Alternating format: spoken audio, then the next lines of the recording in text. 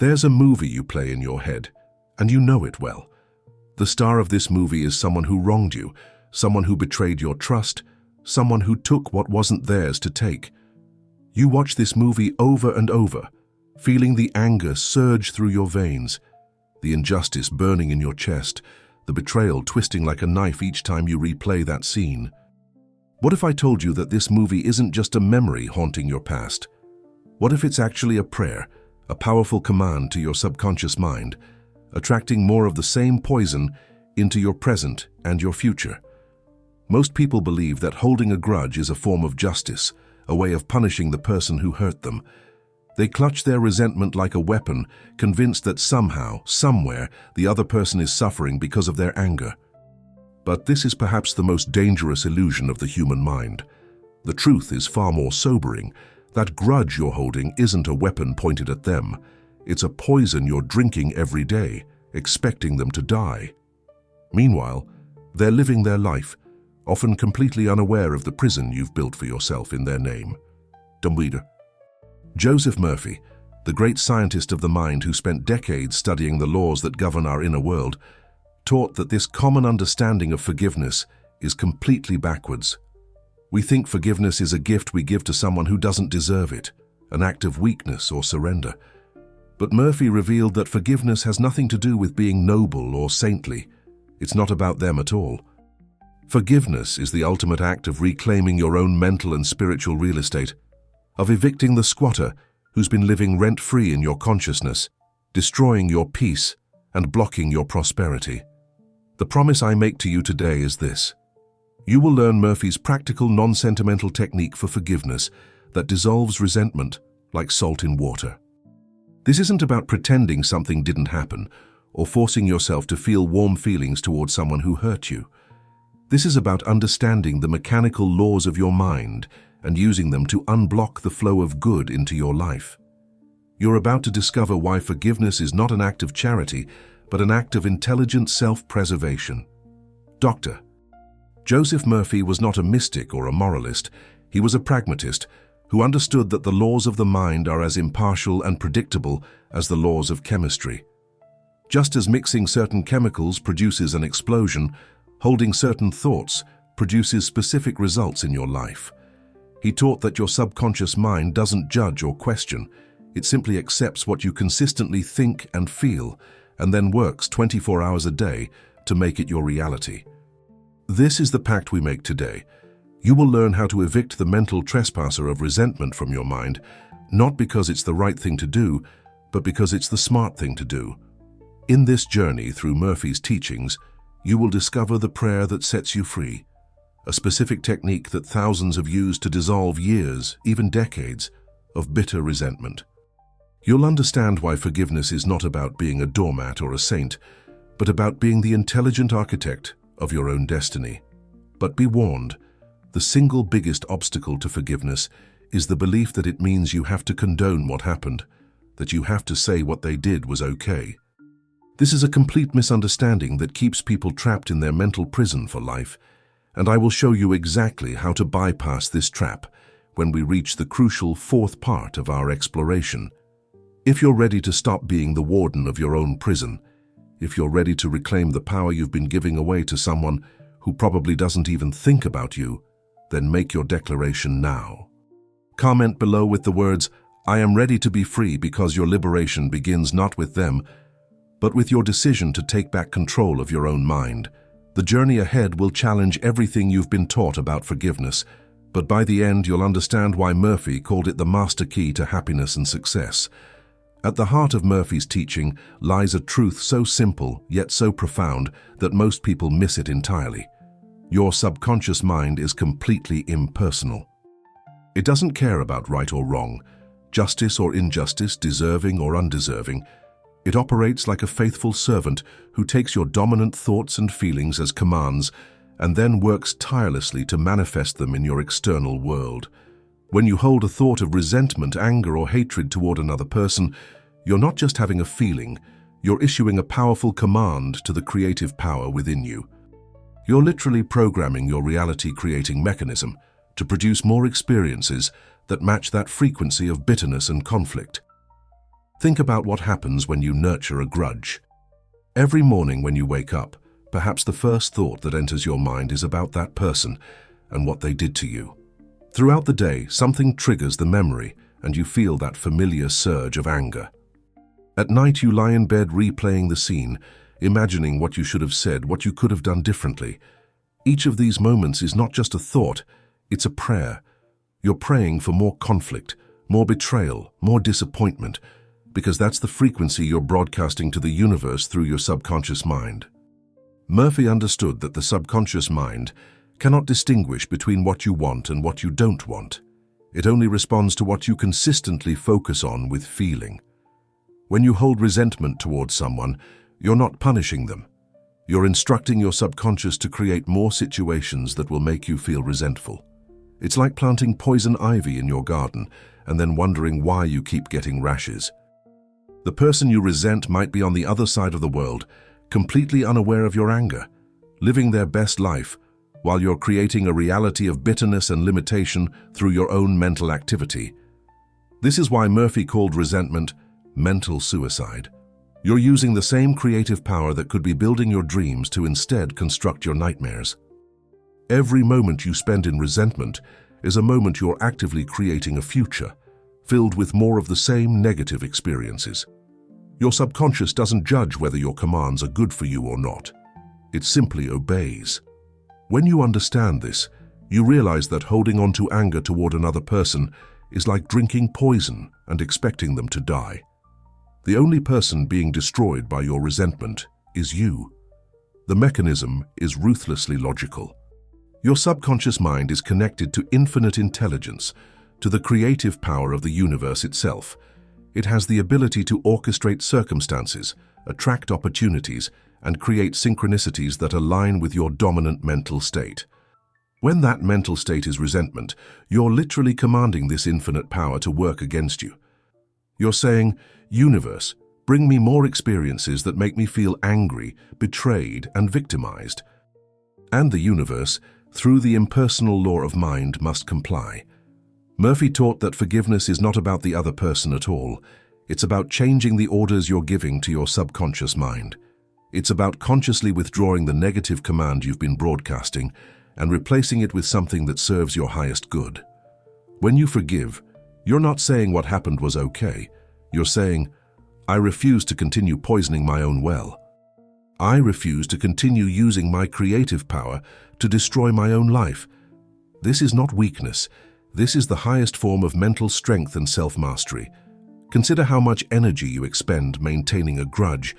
It takes constant mental effort to keep that anger alive, to feed it with memories and imagined conversations, to justify it with reasons why you have every right to feel this way. That same energy, redirected toward positive ends, could be building your fortune, improving your health, attracting loving relationships. Every moment of resentment is a moment of creative power wasted, thrown away on someone who probably isn't even aware of your suffering. The tragedy is that most people believe they're protecting themselves by holding on to resentment. They think that if they forgive, they'll be vulnerable to being hurt again. But Murphy revealed the opposite is true. When you hold resentment, you're actually attracting more situations that will hurt you in similar ways. You're programming your subconscious to expect betrayal, to look for evidence of people's untrustworthiness, to create circumstances that confirm your belief that the world is full of people who will wrong you. Your resentment becomes a self-fulfilling prophecy. This is the law of attraction in its most practical, mechanical sense. You attract not what you want, but what you are. When you are resentful, you attract more reasons to be resentful. When you are forgiving, you attract more reasons to be grateful. The choice is entirely yours, but most people don't realize they have a choice. They think their resentment is justified, necessary, even noble. They wear their grudges like badges of honor, not realizing they're actually wearing chains of their own making. Murphy often said that the person who refuses to forgive is like someone who keeps picking at a wound, preventing it from healing. Every time you replay that mental movie of how you were wronged, you're tearing open the wound again, making it fresh, making it bleed. And then you wonder why you can't move forward, why you feel stuck, why good things seem to pass you by.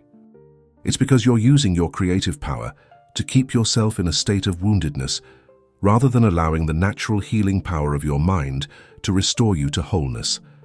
The scientific truth that Murphy understood decades before modern neuroscience confirmed, it is that your brain doesn't distinguish between a vividly imagined experience and a real one. When you replay a painful memory with strong emotion, your brain and body respond as if it's happening right now.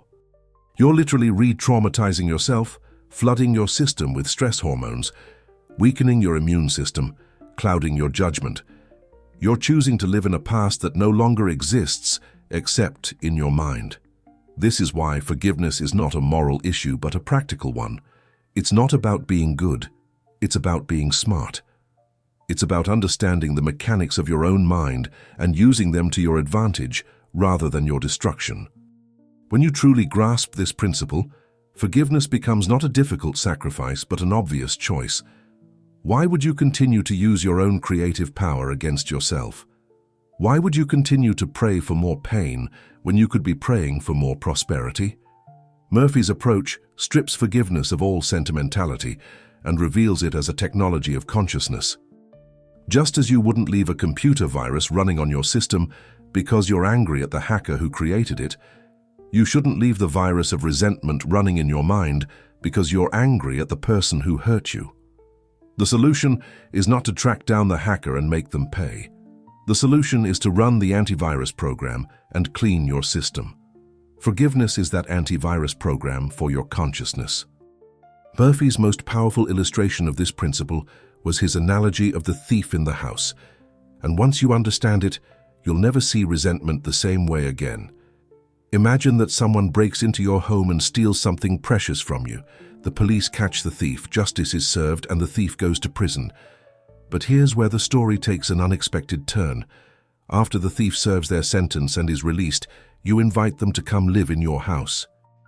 Not only that, but you give them the best room, you cook them 3 meals a day, you spend hours each day talking to them, thinking about them, planning your schedule around them. Your friends and family watch in bewilderment as you devote your life to caring for this person who robbed you. They see you growing tired, bitter, and poor from all the energy and resources you're pouring into maintaining this arrangement.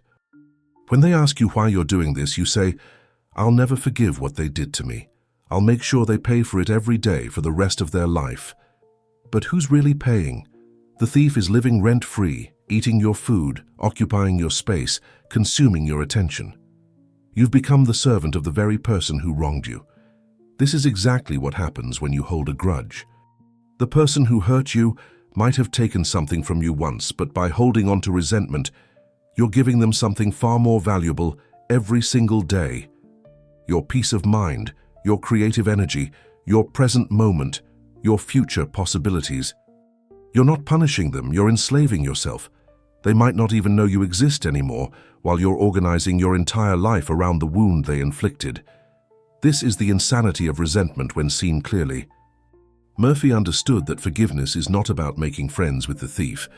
It's about kicking them out of your house and locking the door. It's about recognizing that every moment you spend thinking about them with anger is a moment you're feeding them, housing them, giving them power over your life. Forgiveness is the eviction notice. It's saying, "You've lived here long enough. You've taken enough from me. Get out of my consciousness. I'm reclaiming my mental and emotional real estate for better tenants, thoughts of prosperity, health, love, and success."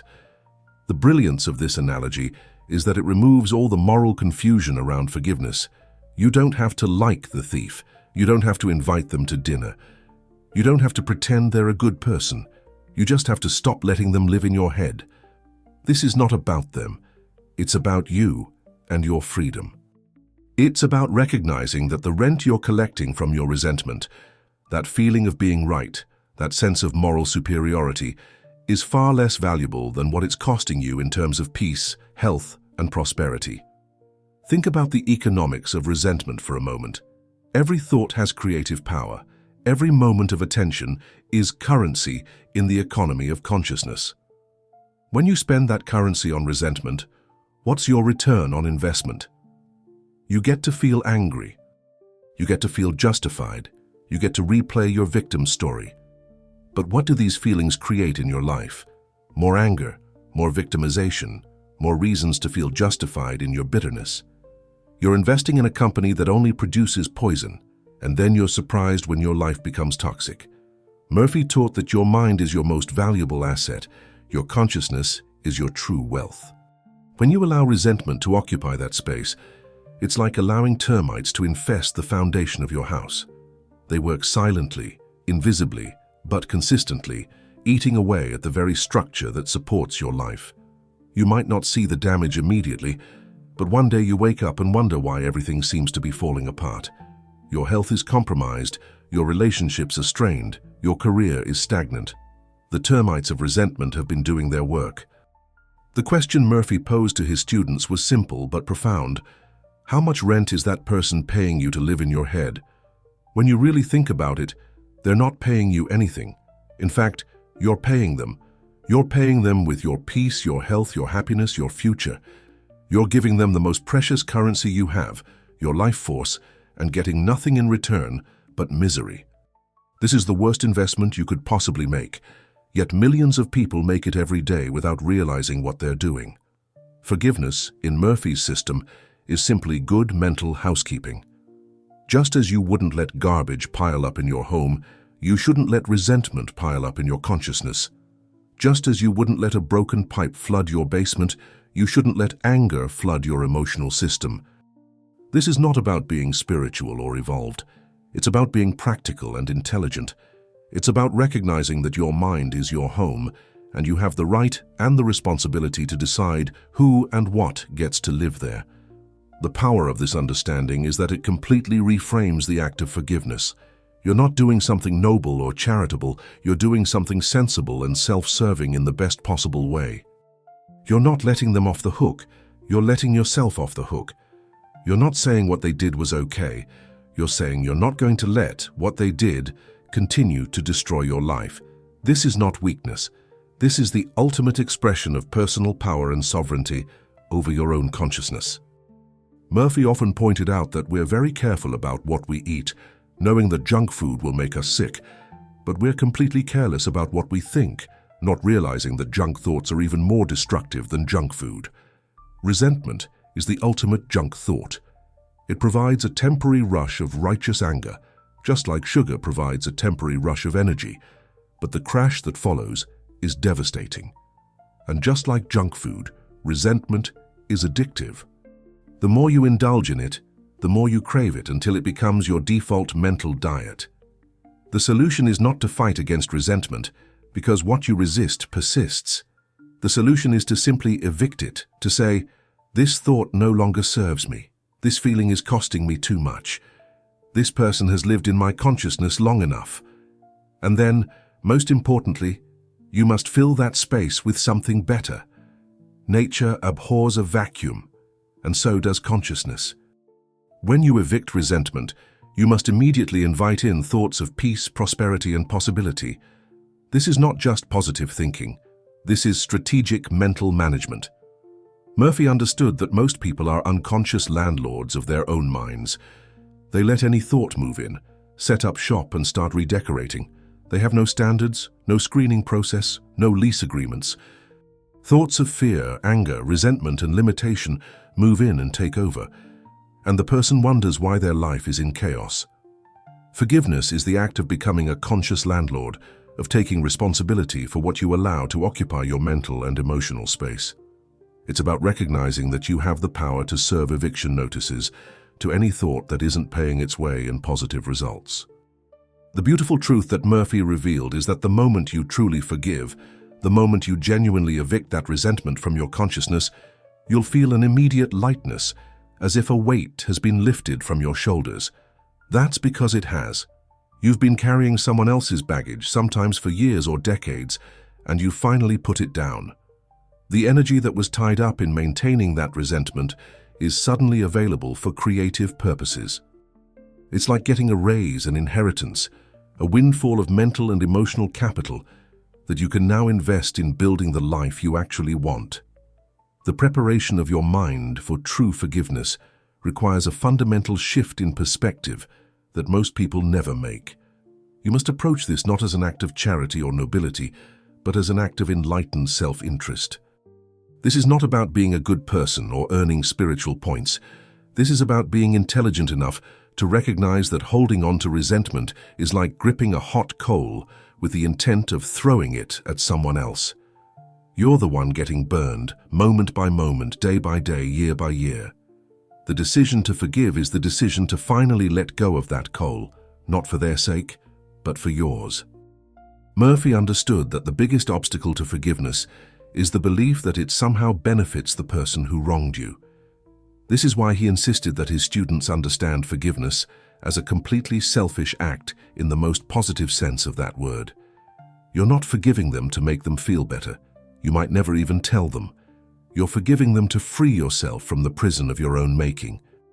You're doing it because you've decided that your peace of mind is more valuable than your need to be right, that your future is more important than your past, that your freedom is worth more than your resentment. This requires what Murphy called mental maturity, the recognition that you cannot control what others do to you, but you have complete control over what you do with what others do to you. The person who hurt you had their moment of power when they committed the act. But every moment since then, the power has been yours. You've been choosing to give them continued power over your life by replaying the hurt, nurturing the anger, feeding the resentment. The moment you decide to forgive is the moment you take that power back. It's the moment you say, "You had your impact on my past, but you will not define my future." The preparation also requires understanding that forgiveness is not an emotion, it's a decision. You don't have to feel forgiving to forgive. In fact, you probably won't feel forgiving at first. The feelings will follow the decision, not the other way around. This is crucial to understand because most people wait to feel forgiving before they forgive, which means they wait forever. Murphy taught that forgiveness is like cleaning a wound. You don't wait until it feels good to clean it.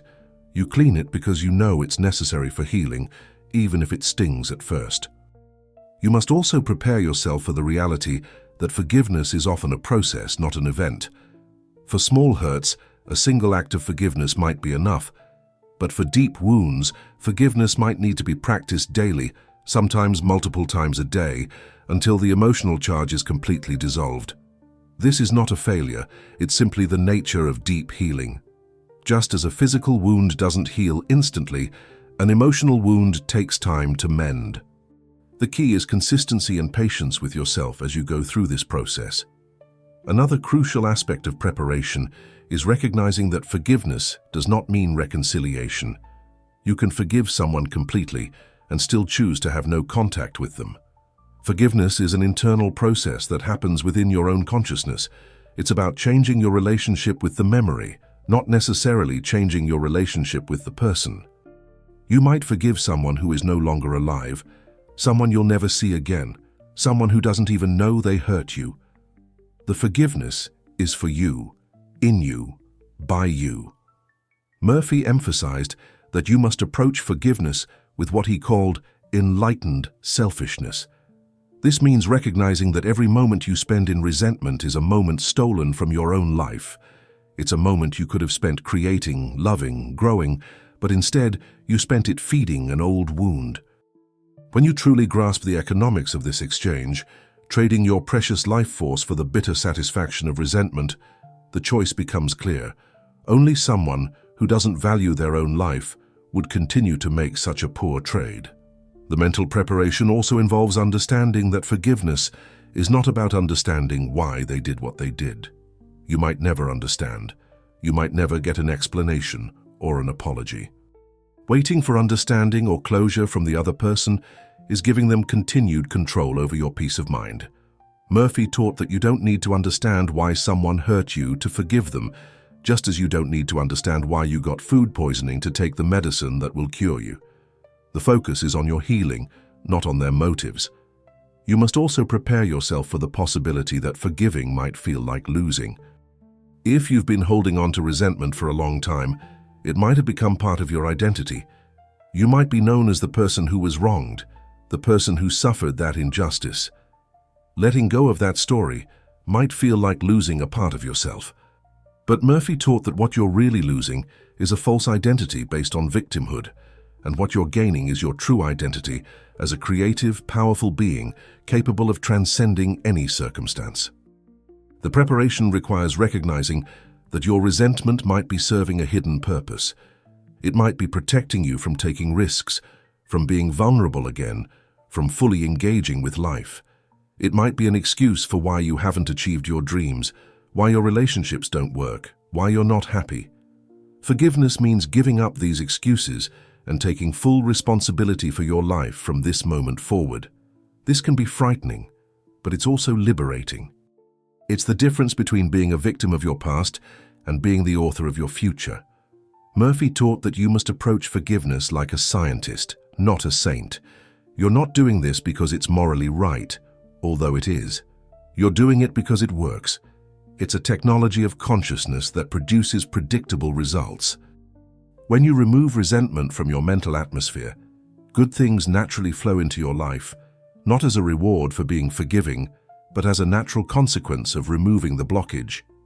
It's like unclogging a pipe. The water doesn't flow because the pipe deserves it, but because the obstruction has been removed. You must also prepare for the fact that forgiveness might bring up unexpected emotions. As you release the anger, you might find sadness underneath it, or fear, or even love. These emotions have been frozen beneath the ice of resentment, and as that ice melts, they surface. This is not a setback, it's part of the healing process.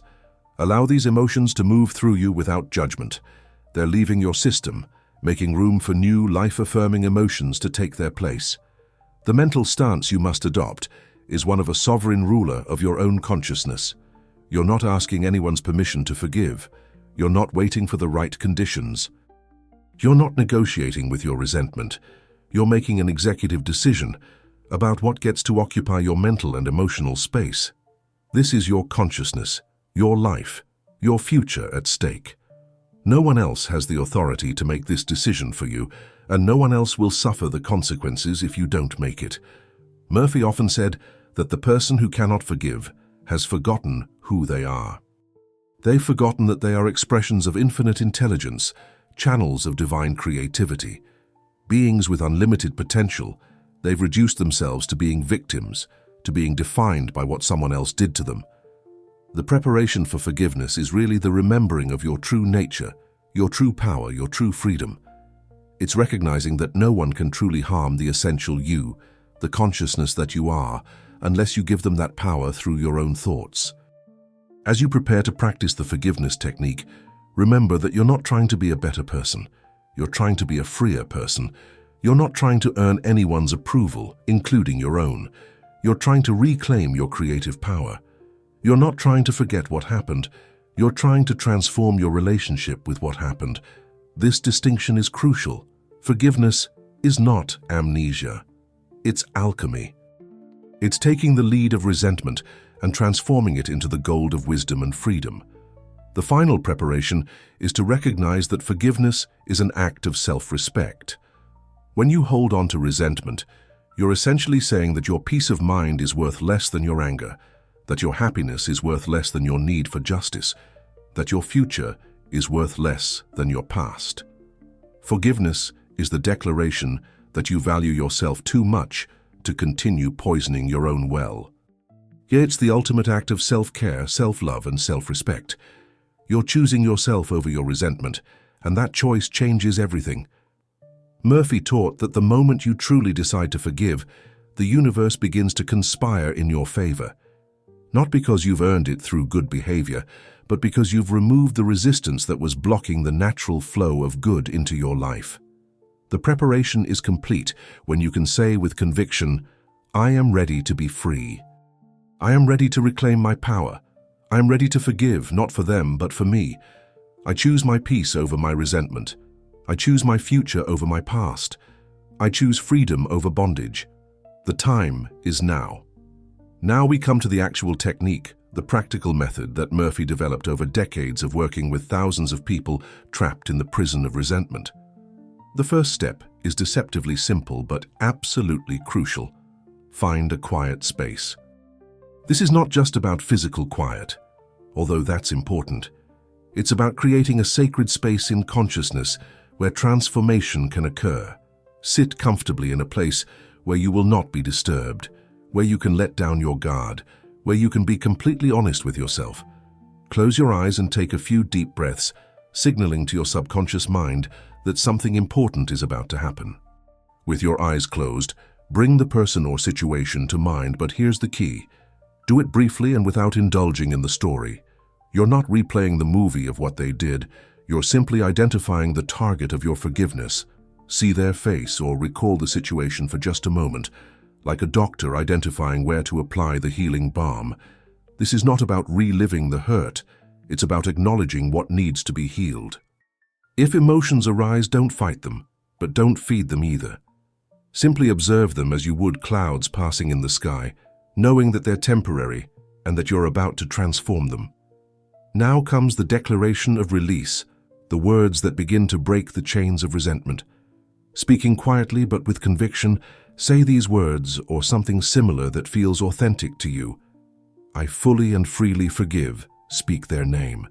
I release them mentally and spiritually. I completely forgive everything that has happened between us. I am free and they are free. These words might feel hollow at first, like lies, especially if the hurt is deep. That's okay. You're not trying to feel the words yet. You're planting seeds in your subconscious mind that will grow into genuine forgiveness. The power of this declaration is not in the feeling, but in the decision. You're making a statement of intent to your subconscious mind, which doesn't judge whether you mean it or not, but simply accepts the direction you're giving it. Each time you speak these words, you're weakening the neural pathways of resentment and beginning to build new pathways of freedom. It's like learning a new language. At first, the words feel foreign and awkward, but with practice, they become natural and authentic. The crucial next step is the declaration of blessing, and this is where most people stumble, because it seems to go against every instinct of justice and fairness. But remember, this is not about them. It's about the quality of consciousness you're creating for yourself. Say with as much sincerity as you can muster, wherever you are, I wish for you peace, harmony, health, and all the blessings of life. If you can't say this with complete sincerity, say it anyway. The act of blessing them is really an act of blessing yourself, of filling your consciousness with positive energy rather than negative. Murphy understood that you cannot hold two opposing thoughts simultaneously. When you're blessing someone, even if you don't fully mean it, you cannot simultaneously be cursing them. This blessing is like pouring clean water into a glass that's been holding poison. At first, the water mixes with the poison, but as you continue pouring, eventually the glass contains only clean water. The blessing dilutes the resentment until eventually only the blessing remains. This is not about them deserving your blessing. It's about you deserving to live in a consciousness of blessing rather than cursing. Now comes the practice phase, the repetition that transforms these words from empty statements into living truth. Repeat this entire process, the brief acknowledgement, the declaration of release, and the declaration of blessing, slowly, quietly, and with as much feeling as you can generate. Do this for several minutes, not rushing, not forcing, but gently and persistently. Murphy recommended practicing this every morning upon waking and every night before sleeping, when your subconscious mind is most receptive to new programming. The morning practice sets the tone for your day, establishing forgiveness as your dominant mental attitude before the busyness of life can trigger old patterns of resentment. The evening practice allows these thoughts of forgiveness to marinate in your subconscious throughout the night, when the conscious mind's resistance is dormant and deep healing can occur. This twice-daily practice is not a burden, but a gift you give yourself, a few minutes of mental and emotional hygiene that can transform your entire life. As you practice, you might notice resistance arising. Your mind might argue, but they don't deserve forgiveness.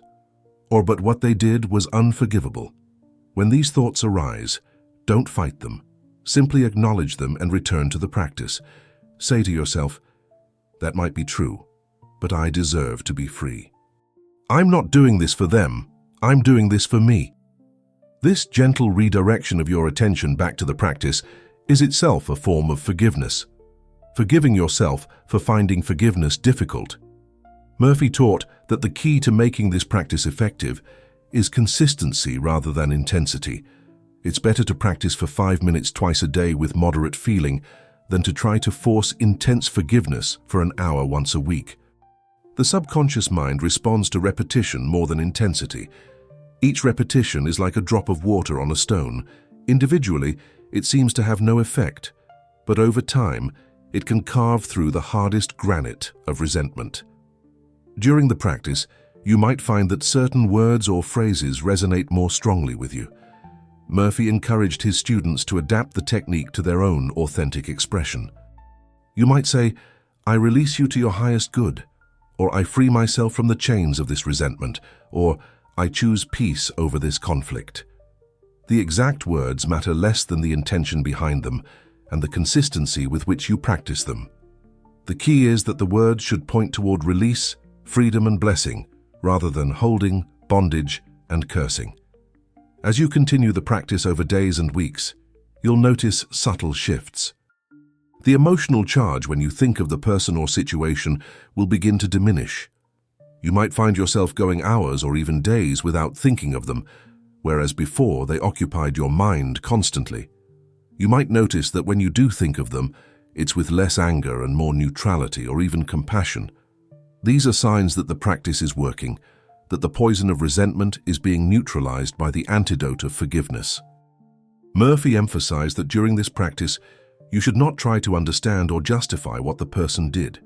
You're not trying to see their point of view or understand their motivations. You're simply releasing the energetic charge you've been holding. Understanding might come later as a byproduct of forgiveness, but it's not necessary for the forgiveness to be effective.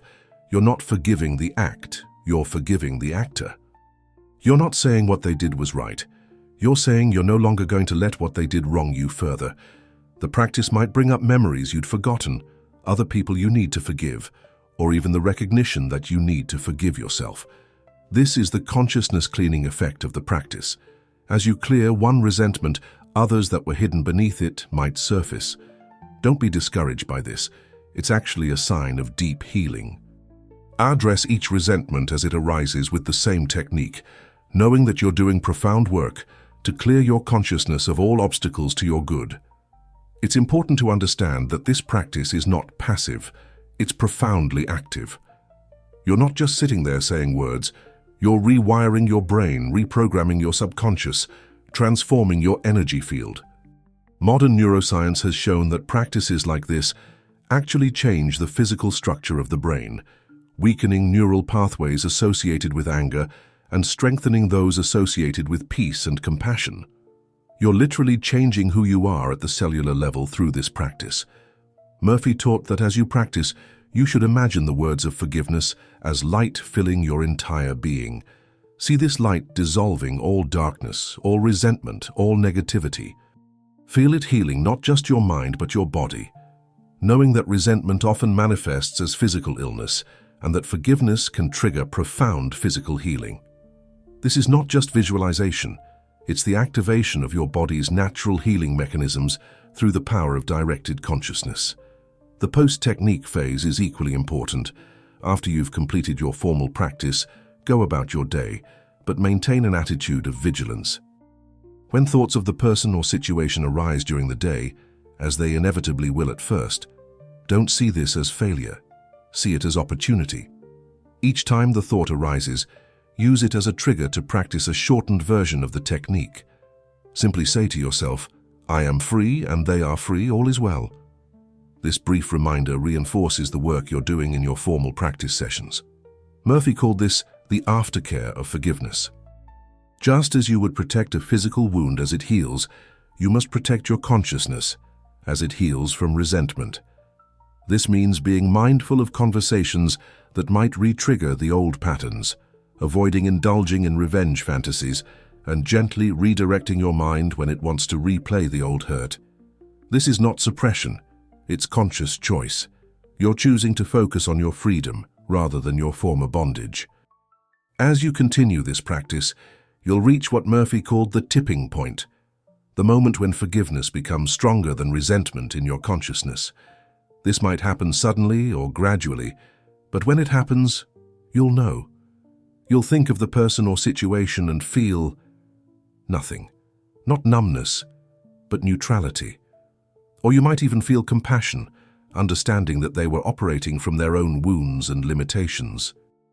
This is not condoning what they did, it's transcending what they did. You've risen above the situation entirely. Now we must address the fatal mistakes that prevent most people from achieving true forgiveness, and the first one is the most crucial to understand. This is the revelation I promised you at the beginning. Forgiveness is not condoning. This single misunderstanding has kept more people trapped in resentment than any other factor. When you forgive someone, you're not saying that what they did was acceptable, justified, or okay. You're not giving them a pass or absolving them of responsibility for their actions. You're simply refusing to continue carrying the toxic emotional residue of their actions in your own consciousness.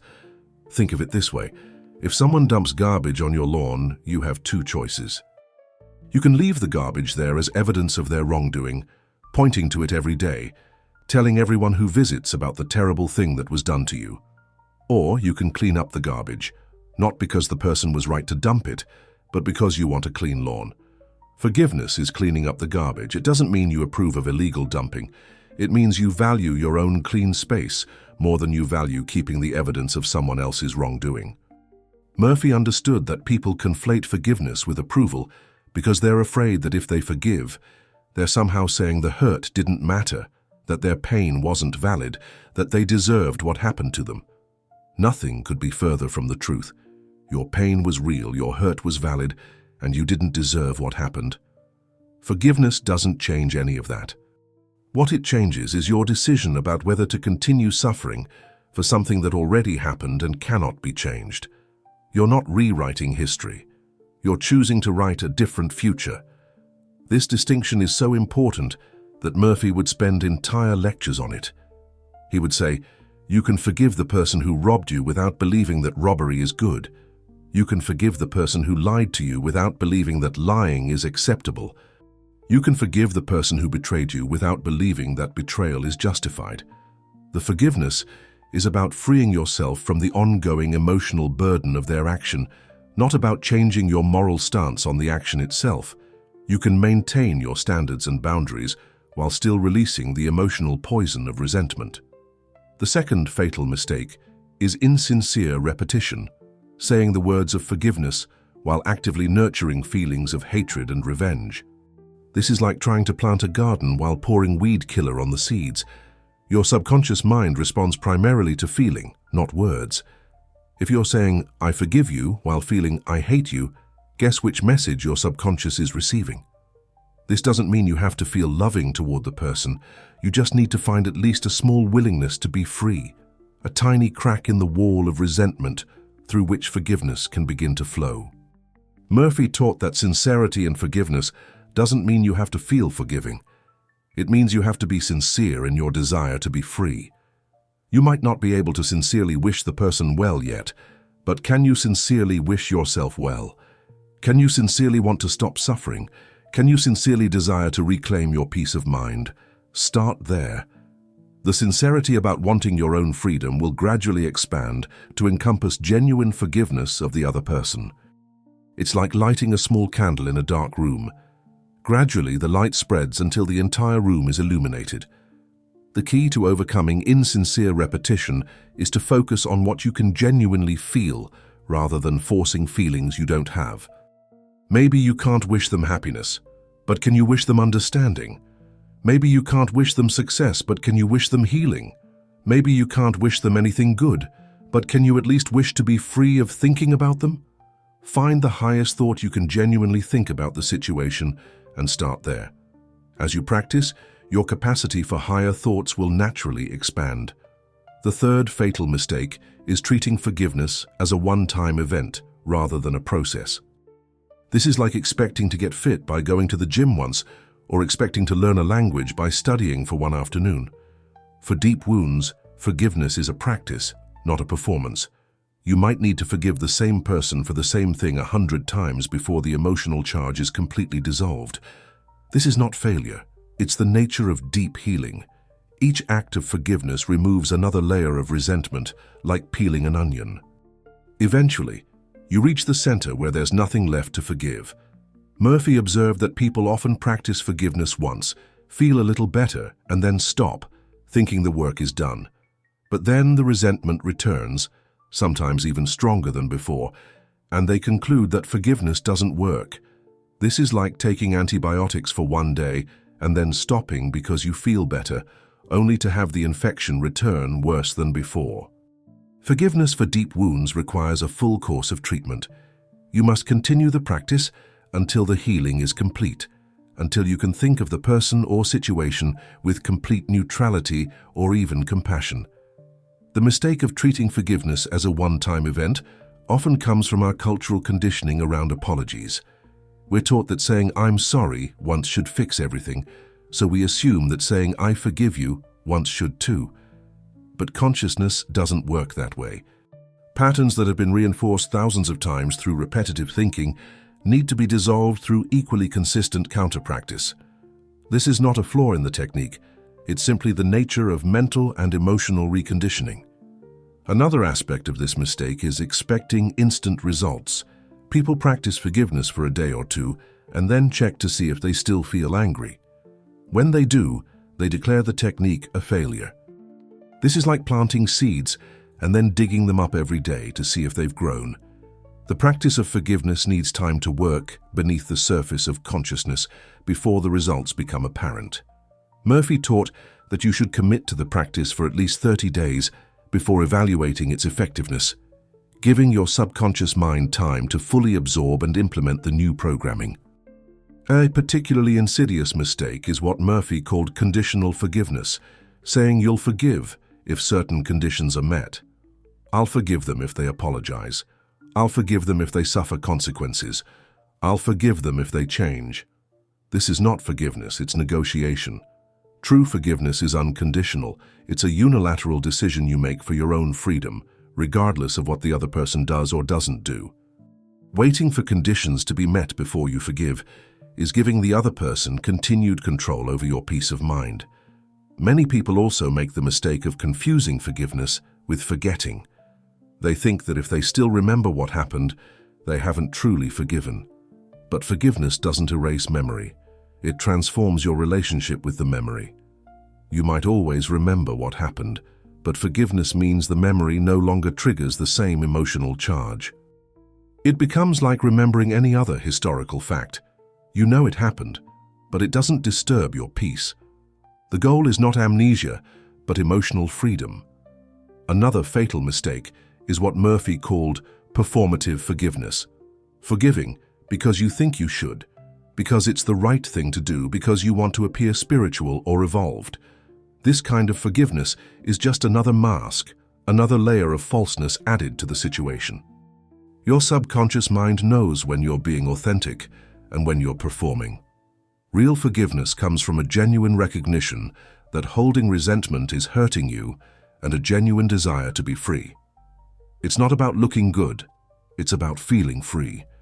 People also make the mistake of forgiving partially, forgiving some aspects of what happened but holding on to others. I forgive them for the lie, but not for the betrayal. I forgive them for leaving, but not for how they left. This compartmentalized forgiveness doesn't work because resentment is holistic. As long as you're holding any resentment toward the person, you're maintaining the negative connection. It's like trying to be a little bit pregnant. You either are or you aren't. You either forgive completely or you're still in the prison of resentment. A subtle but important mistake is forgiving the person but not the situation, or forgiving the situation but not the person. True forgiveness encompasses both. You forgive the person for their actions, and you forgive life for allowing the situation to occur. This doesn't mean you believe the situation was good or necessary. It means you're releasing all resistance to what happened so you can move forward freely. As long as you're in resistance to any aspect of the experience, you're still energetically tied to it. Murphy also warned against the mistake of forgiveness bypassing, using forgiveness as a way to avoid feeling legitimate emotions or addressing real issues. If someone is currently abusing you, Forgiveness doesn't mean allowing the abuse to continue. You can forgive them and still remove yourself from the situation. You can forgive them and still set firm boundaries. You can forgive them and still seek justice through appropriate channels. Forgiveness is about your internal state, not about your external actions. It's about freeing yourself from resentment, not about becoming a doormat. Now let me share with you Murphy's master tips for making forgiveness not just possible, but inevitable. The first and perhaps most profound insight is this: forgive yourself for harboring the negative thought for so long. This self-forgiveness is often the key that unlocks your ability to forgive others. You see, beneath the resentment toward others, there's often a deeper resentment toward yourself, for allowing it to happen, for not seeing it coming, for not handling it better, for wasting so much time and energy on anger. Until you forgive yourself, you're trying to give something you don't have. Think about how much you've punished yourself with this resentment. Every moment of anger was a moment of self-inflicted suffering. Every replay of the hurt was you hurting yourself again. Every fantasy of revenge was you poisoning your own well. You've been both the prisoner and the jailer, the victim and the perpetrator. Recognizing this is not about adding more guilt. It's about seeing clearly that you've suffered enough. It's time to forgive yourself for the very human response of holding on to hurt. You didn't know better, or if you did, you weren't ready, but now you are. Murphy taught that self-forgiveness often needs to come first because we're usually harder on ourselves than on anyone else. We might be able to understand why someone else hurt us. They had a difficult childhood, they were under stress, they didn't know better. But we give ourselves no such understanding. We expect ourselves to be perfect, to always respond correctly, to never make mistakes. This impossible standard keeps us trapped in self-resentment, which then gets projected onto others. When you forgive yourself for being human, for having human reactions, for taking time to heal, you create space to forgive others for their humanity too. The practice of self-forgiveness follows the same pattern as forgiving others. I fully and freely forgive myself for holding this resentment. I forgive myself for all the time and energy I've spent on this anger. I forgive myself for any harm I've caused myself or others through this resentment. I am free, and I free myself completely. Say this with the same consistency and patience you would apply to forgiving someone else. Remember, you're not just forgiving yourself for holding the resentment, you're forgiving yourself for everything surrounding the situation, for your role in it, for your response to it, for the time it's taken you to heal from it. Another master tip from Murphy is to recognize that the person who hurt you was operating from their own level of consciousness at that time. This doesn't excuse their behavior, but it explains it. People can only operate from the level of awareness they have. Someone consumed by fear can only act fearfully. Someone trapped in lack consciousness can only act from scarcity. Someone wounded can only act from their wound.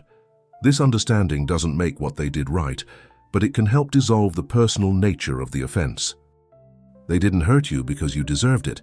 They hurt you because that's all they were capable of in that moment. Murphy often used the analogy of a sick person.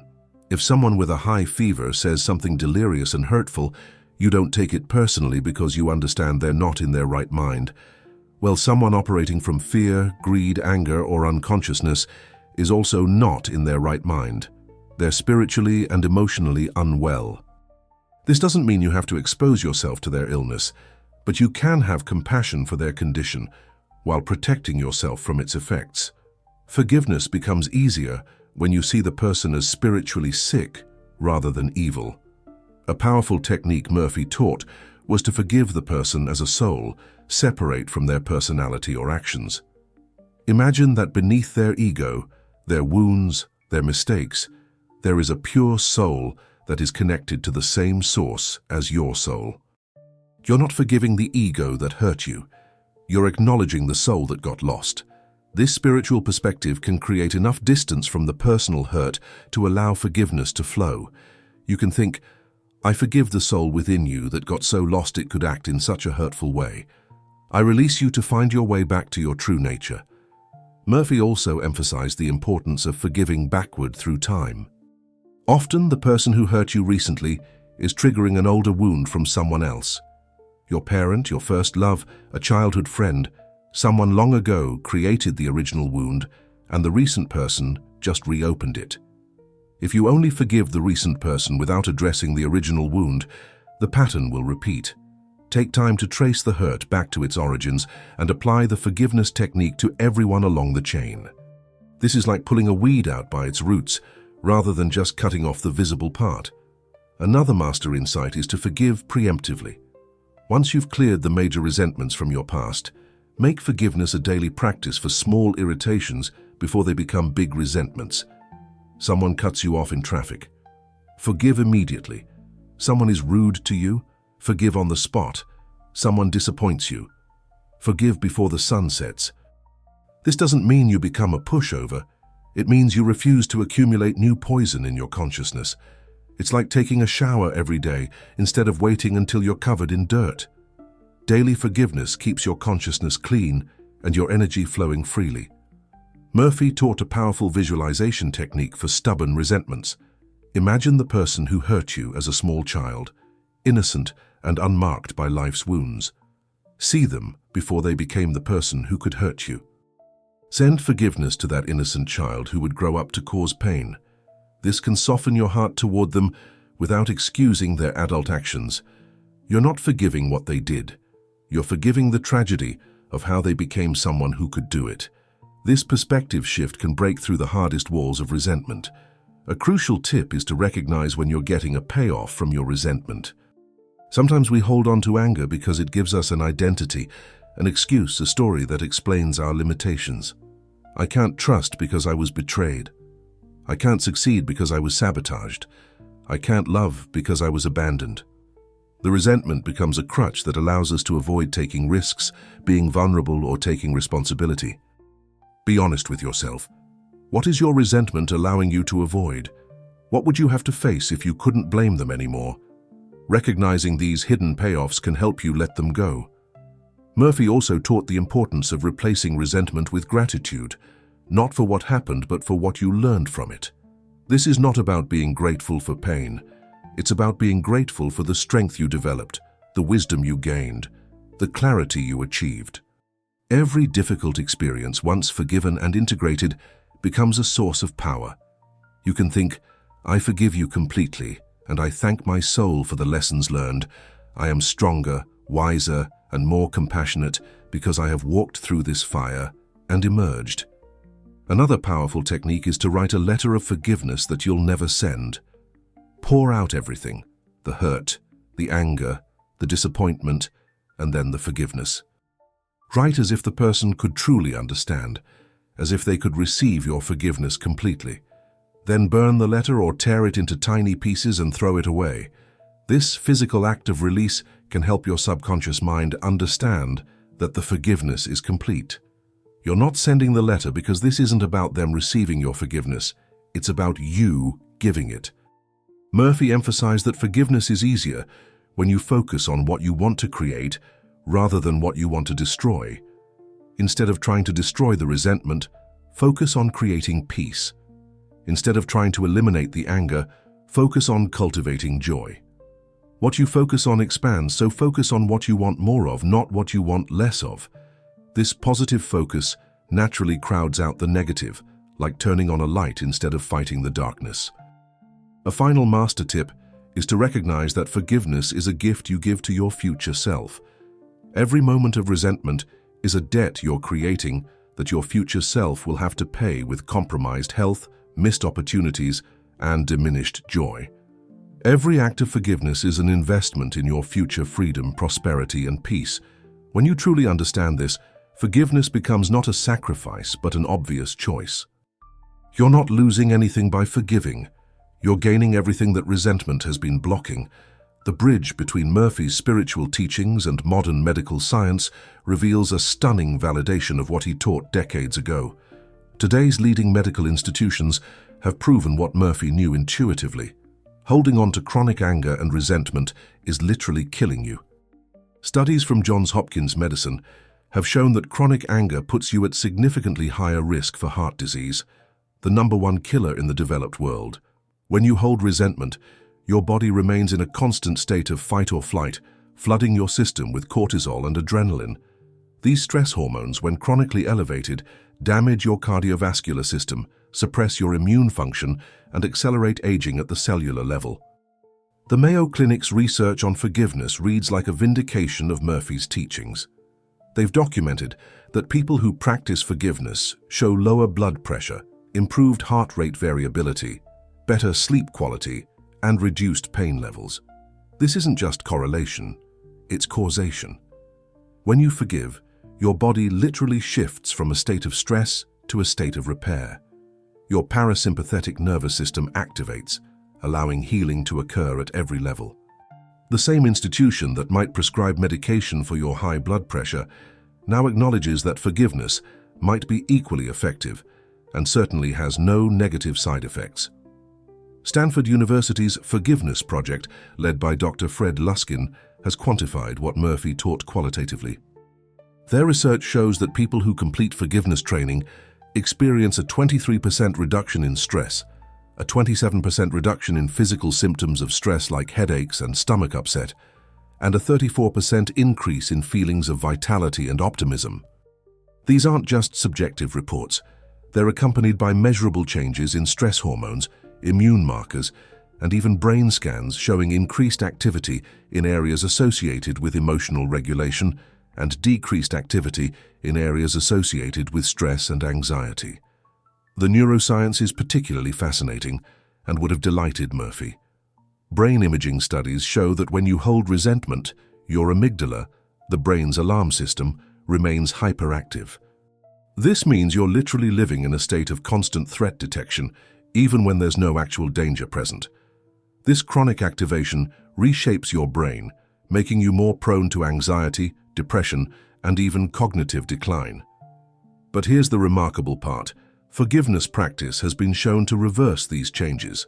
The brain is neuroplastic, meaning it can rewire itself, and forgiveness is one of the most powerful tools for positive neuroplastic change. Research from the University of Wisconsin has shown that people who practice forgiveness have increased activity in the left prefrontal cortex, the area associated with positive emotions and emotional regulation.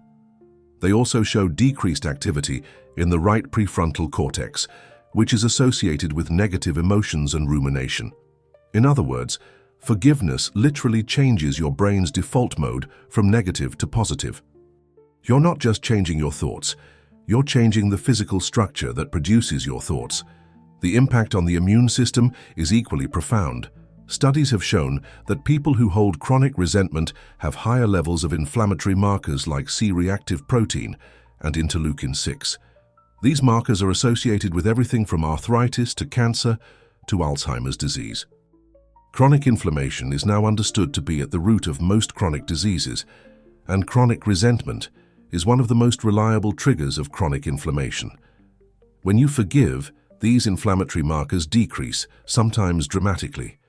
Your immune system, freed from the burden of constant stress, can return to its proper function of protecting and healing your body. The Harvard Study of Adult Development, one of the longest-running studies on human happiness and health, has found that the quality of relationships is the strongest predictor of both happiness and health in later life. And what destroys relationships more than anything? Resentment. The study found that people who are able to forgive and move past conflicts have stronger relationships, better health outcomes, and longer lives. This 80-year study validates what Murphy taught. Forgiveness is not just a spiritual practice, it's a practical strategy for a longer, healthier, happier life. The field of psychoneuroimmunology, the study of how psychological factors affect the nervous and immune systems, has provided the scientific framework for understanding what Murphy intuited. When you hold resentment, you're not just having a psychological experience, you're creating a cascade of physiological changes that affect every system in your body. Your thoughts become chemistry, and the chemistry of resentment is toxic. Stress hormones suppress the production of growth hormone, interfering with tissue repair. They reduce the production of DHEA, the youth hormone that maintains vitality. They even shorten your telomeres, the protective caps on your chromosomes, literally accelerating aging at the genetic level. Research from UC Berkeley has shown that people who practice forgiveness have longer telomeres than those who hold grudges, suggesting that forgiveness might literally slow the aging process. This finding would not have surprised Murphy, who often said that resentment ages you prematurely, while forgiveness restores your youth. What seemed like metaphorical language turns out to be biological fact. Every moment you spend in resentment, you're aging faster than necessary. Every act of forgiveness is an act of cellular rejuvenation. The impact on mental health is equally well documented.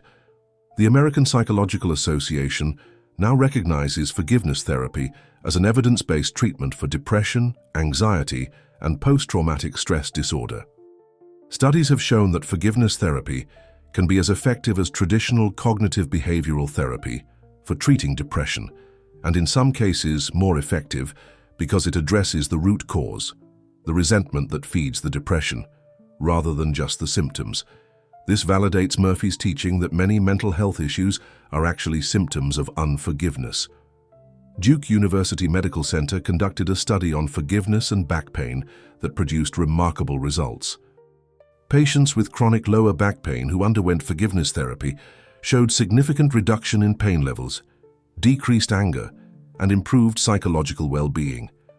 The researchers concluded that emotional pain and physical pain are processed in similar areas of the brain, and that releasing emotional pain through forgiveness can actually reduce physical pain.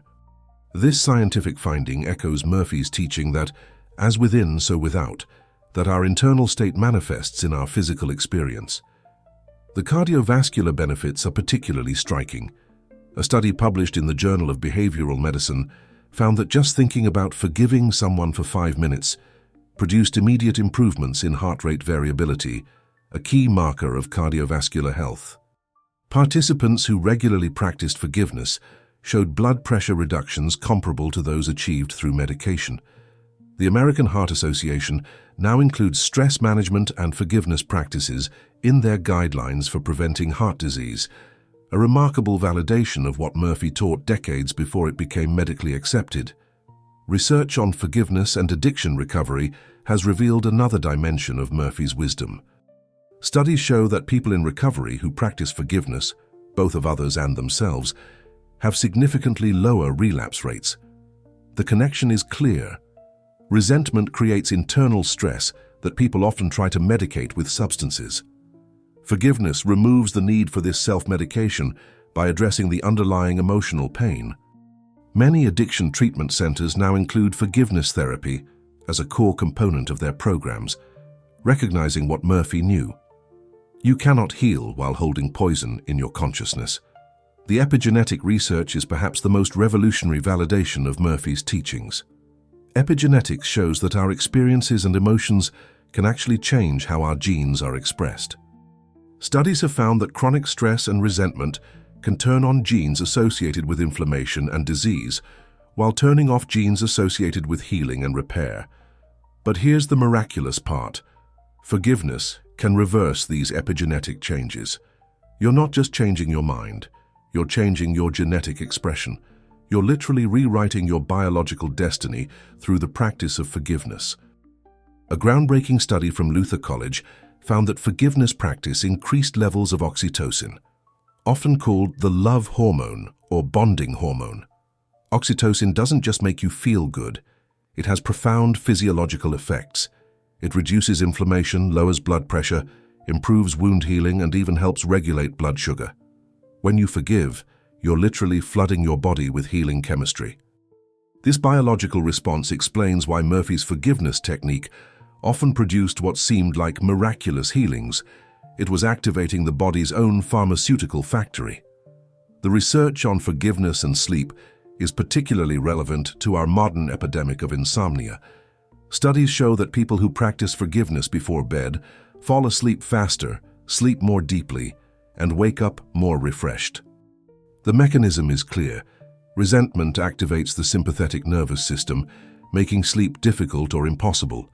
Forgiveness activates the parasympathetic nervous system, allowing the deep rest necessary for repair and regeneration. Murphy's recommendation to practice forgiveness before sleep wasn't just spiritual advice. It was a prescription for better sleep hygiene based on physiological reality. Let me share with you one of Murphy's most powerful case studies, a story that illustrates the almost magical power of forgiveness when properly applied. A woman came to Murphy in desperation. She had been trying to sell a piece of property for 3 years without a single serious offer. The property was well priced in a good location, and the real estate market was booming, yet it remained unsold. She had tried everything: different agents, price reductions, improvements to the property. Nothing worked. Murphy asked her one simple question: "Who are you refusing to forgive?" At first, the woman insisted this had nothing to do with forgiveness, but Murphy pressed gently, and finally she admitted that the property had been left to her by an aunt, with whom she'd had a terrible falling out years before the aunt's death. They had never reconciled, and the woman held deep resentment both toward her aunt for past hurts and toward herself for never making peace before it was too late. Every time she thought about the property, she thought about the unfinished business, the words never said, the forgiveness never given or received. Murphy explained that she was unconsciously blocking the sale because the property represented her unforgiveness. Her resentment was creating an energetic barrier that potential buyers could sense without understanding. He guided her through the forgiveness technique, having her forgive her aunt completely and, crucially, forgive herself for waiting too long to reconcile. She practiced the technique morning and night for 1 week. On the 8th day, she received a call from her real estate agent. A buyer had appeared out of nowhere and made a full-price cash offer. The sale closed within 3 weeks. This story illustrates a principle Murphy taught repeatedly: resentment blocks the flow of good in ways we can't always see or understand. The woman's resentment toward her aunt had nothing logically to do with selling property, yet energetically, it created a complete blockage. This is because consciousness is holistic. You can't compartmentalize resentment. When you hold resentment in one area of your life, it affects every area of your life. The forgiveness didn't just free her from emotional pain, it freed her prosperity, allowing the natural flow of abundance to resume. Murphy documented hundreds of such cases. A man who couldn't get promoted despite excellent performance discovered he held deep resentment toward his father, who had told him he'd never amount to anything. After forgiving his father through Murphy's technique, he received not 1 but 2 promotions within 6 months.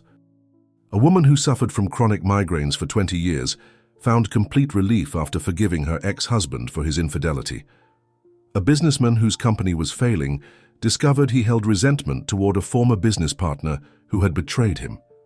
After practicing forgiveness, new opportunities appeared that saved and eventually expanded his business. These stories might sound too good to be true, but they illustrate a principle that quantum physics is now beginning to understand. Consciousness affects reality in ways that transcend classical cause and effect. When you change your consciousness through forgiveness, you change your energetic signature, and this change affects what you attract and repel in ways that seem miraculous but are actually lawful. Murphy understood this decades before science had the language to describe it. He simply called it the law of mind, and he saw it work thousands of times. One particularly moving story involved a mother whose son had been killed by a drunk driver. She came to Murphy consumed with hatred for the driver, unable to sleep, eat, or function. Her health was deteriorating rapidly, and her remaining family relationships were suffering. Murphy gently explained that her hatred wasn't bringing her son back. It was destroying what life she had left. He guided her through a modified version of the forgiveness technique, acknowledging that this was perhaps the hardest forgiveness anyone could be asked to give. It took months of daily practice, but gradually the woman began to feel the poison of hatred leaving her system. She didn't forgive the act. The act was unforgivable, but she forgave the broken human being who committed it, understanding that only someone deeply wounded and unconscious could do such a thing. The forgiveness didn't bring her son back, but it brought her back to life. She later started a foundation in her son's memory that has helped thousands of families affected by drunk driving. Her forgiveness transformed her tragedy into a force for healing in the world. Murphy also shared stories of seemingly minor forgiveness producing major results. A secretary who forgave her gossiping co-worker suddenly found herself offered a position at twice her salary. A student who forgave a teacher who had humiliated him suddenly understood the subject he'd been struggling with and went on to excel in that field. A couple on the brink of divorce who practiced mutual forgiveness not only saved their marriage, but described falling in love all over again, even deeper than before. What these stories reveal is that forgiveness is not just about releasing the past, it's about unleashing the future. Every resentment you hold is like a dam in the river of your life, blocking the flow of good that is trying to reach you. When you remove these dams through forgiveness, the accumulated good rushes forward, sometimes producing changes so dramatic they seem impossible. But they're not impossible. They're the natural result of removing the obstacles you've unconsciously created through unforgiveness. Murphy's own life was a testament to the power of forgiveness. He faced numerous betrayals, disappointments, and attacks throughout his career, yet he never held resentment. He would often say, "I forgive immediately and completely, not for them, but so I can continue my work unencumbered." This policy of instant forgiveness kept his consciousness clear and his creative powers at full strength, allowing him to write dozens of books, give thousands of lectures, and help millions of people worldwide. His life demonstrated that forgiveness is not just a technique for solving problems, it's a way of living that prevents problems from taking root in the first place. We have reached the summit of our journey, the place where all the threads weave together into a tapestry of transformation. Forgiveness, as Murphy revealed, is not merely a psychological technique or a spiritual practice. It is the ultimate mental and spiritual detox, the master cleanse for consciousness itself. When you truly understand and apply what you've learned here, you're not just solving a problem or healing a wound. You're fundamentally reorganizing your relationship with life itself. You're shifting from being a reactive victim of circumstances to being a conscious creator of your reality. Consider what happens when you commit to the practice of forgiveness as a way of life. You're essentially declaring your independence from the tyranny of other people's actions. You're saying, "I refuse to let anyone else's unconsciousness determine my state of consciousness. I refuse to let anyone else's limitations define my possibilities. I refuse to let anyone else's darkness dim my light." This is not just personal development, it's personal revolution. You're overthrowing the dictatorship of resentment and establishing the democracy of your own free will. The compound effect of forgiveness is something Murphy understood deeply. Each act of forgiveness doesn't just free you from one resentment, it strengthens your forgiveness muscle, making the next act easier. It raises your overall vibration, attracting better experiences that give you less to forgive. It clears your perception, allowing you to see situations more clearly and avoid the unconscious patterns that led to hurt in the first place. Forgiveness becomes not just a response to pain, but a prevention of future pain. You're not just healing, you're evolving. When you master forgiveness, you master the fundamental equation of consciousness. What you hold, holds you. Every resentment you release frees up creative energy that can now be invested in building the life you desire. Imagine if all the mental and emotional energy you've spent on resentment over the years had been invested in creating, loving, growing, and contributing. The tragedy of unforgiveness is not just the pain it causes, but the potential it wastes. Forgiveness reclaims that potential and redirects it toward your highest good. This is the ultimate alchemy, transforming the lead of resentment into the gold of wisdom, power, and freedom. Every person who has hurt you becomes, through forgiveness, a teacher who helped you discover your own strength. Every betrayal becomes a lesson in discernment. Every disappointment becomes an opportunity to deepen your self-reliance. When you master forgiveness, nothing is wasted, nothing is lost. Everything serves your evolution, your expansion, your ultimate triumph over limitation. The chains of resentment that you feel binding you are not held by the other person. This is the grand illusion that keeps millions enslaved. Those chains are held in your own hand, and you've been gripping them so tightly for so long that you've forgotten you have the power to simply open your hand and let them fall. The person who hurt you might be completely unaware of your suffering, living their life, perhaps even thriving, while you remain imprisoned in a cell of your own construction. The power was always yours. The key was always in your pocket. Forgiveness is simply the act of remembering this truth and acting on it. You are not the jailer of your own soul by accident or by force. You became the jailer through choice, even if that choice was unconscious. Every day you chose to replay the hurt, you were choosing imprisonment. Every night you fell asleep nursing your grievances, you were locking yourself in for another day. But here's the liberation. If you chose your way into this prison, you can choose your way out. Forgiveness is that choice made conscious, made powerful, made repeatedly until the prison walls dissolve and you stand free under the open sky of possibility. Stop and truly consider what you're doing when you hold resentment. You're essentially saying, I will sacrifice my peace, my health, my prosperity, my joy, my future, to maintain this monument to someone else's mistake. You're making yourself a living memorial to pain, a walking reminder of what went wrong. Is this really how you want to spend the precious, irreplaceable moments of your life? Is this really the legacy you want to leave? Is this really the story you want your life to tell? Murphy understood that the ultimate tragedy is not what others do to us, but what we do to ourselves in response.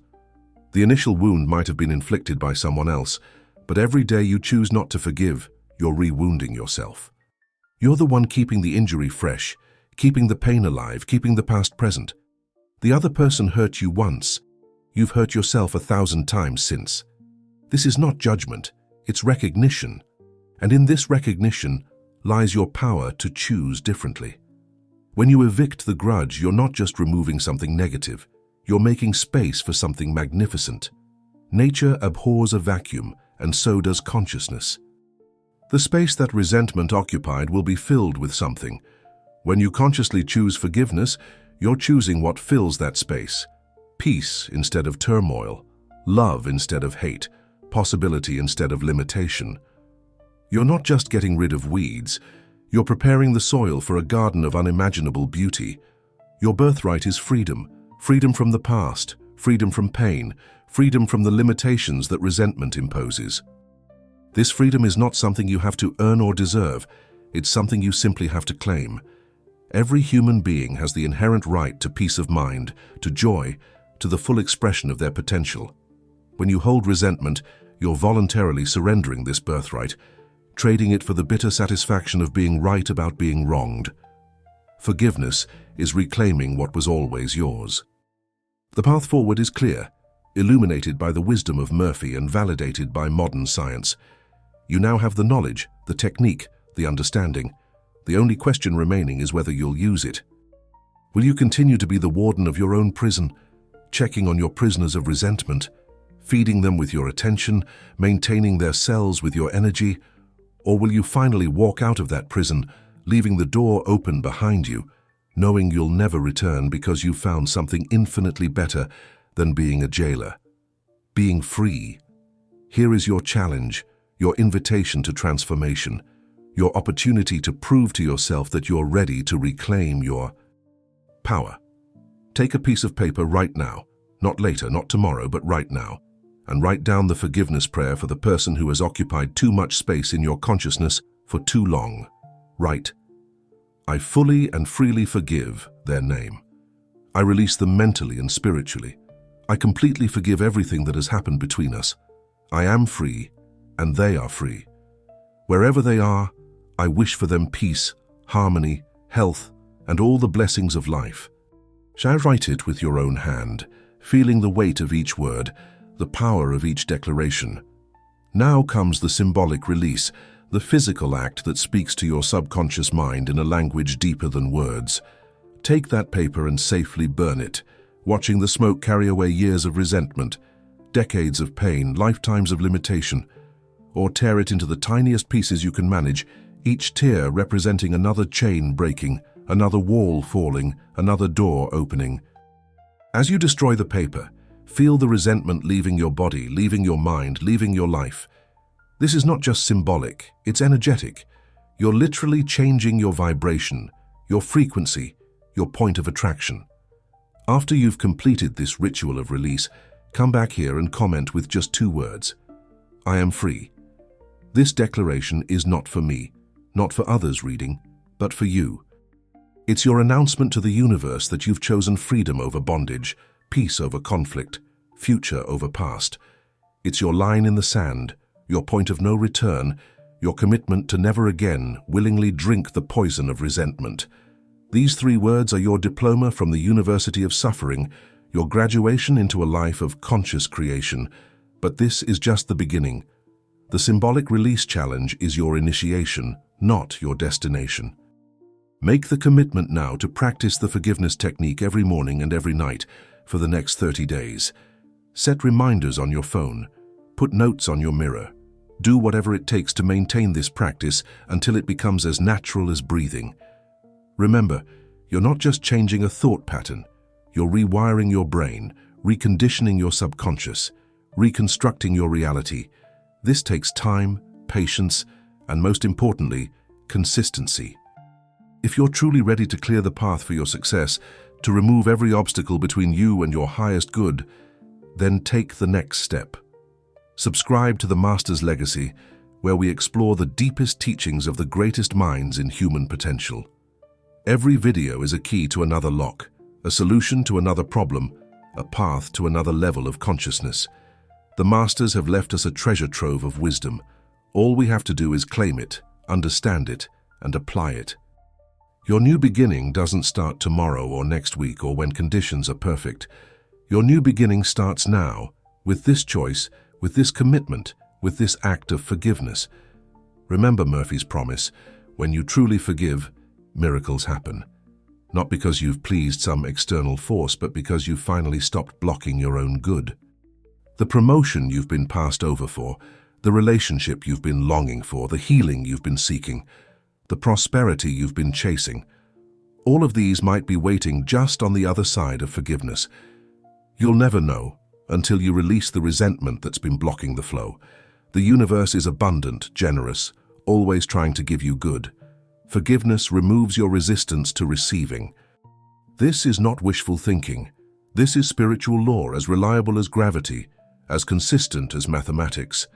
The time for suffering is over. The time for freedom has come. Your liberation begins with 3 words: I am free,